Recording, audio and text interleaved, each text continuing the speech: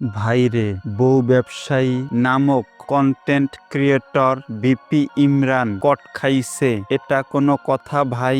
যার ভিডিও দেখে অনুপ্রাণিত হই সে এখন শ্বশুর বাড়িতে আটক। তাহলে আমি এখন কার ভিডিও দেখে বউ ব্যবসায়ী নামক কন্টেন্ট ক্রিয়েশন শিখব?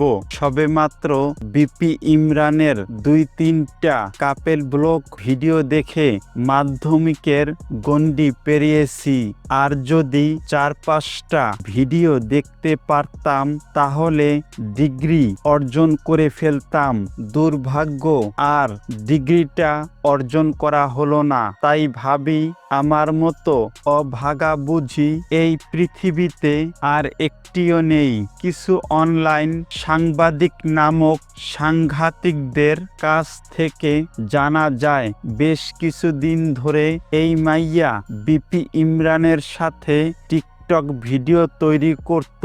হঠাৎ একদিন এই মাইয়া টিকটক ভিডিও করতে না চাইলে বিপি ইমরান মাইয়াটাকে নিজ বাড়িতে নিয়ে গিয়ে ১৯-২০ খেলা খেলে, কিন্তু ডিপজলের মতো ডায়লগ দিয়ে বলতে পারে নাই, আয় পাট খেতে যাই। তারপর অন্য দুজনকে ডেকে এনে এই মাইয়াকে উত্তম মধ্যম কেলানি দেয়। কি আর বলবো ভাই, মাইয়ার ইজ্জতের ফালুদাও হলো, উদম কেলানিও খেলো। একেই বলে শক্তের ভক্ত নরমের জম। পরে এই মাইয়া আশুলিয়া থানায় ৩ জনের বিরুদ্ধে একটি মামলা দায়ের করেন। পুলিশ অভিযান চালিয়ে বিপি ইমরানকে জামাই আদর করে শ্বশুর বাড়িতে নিয়ে যায়।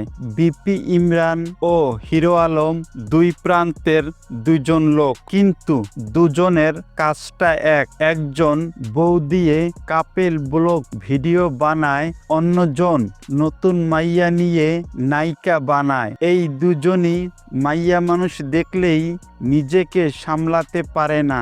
এই হিরো আলম এক মাইয়াকে নায়িকা বানানোর কথা বলে একাধিকবার তার সাথে ১৯-২০ খেলা খেলে। পরে এই মাইয়া মামলা করায় পুলিশ তাকে শ্বশুর বাড়িতে নিয়ে যায়। ভাইরে, পুরুষ মানুষ হলো আইক্যওয়ালা বাঁশের মতো, মেয়ে মানুষ দেখলেই আর নিজেকে সামলাতে পারে না। যাকে দেখে তাকেই বউর মতো মনে হয়।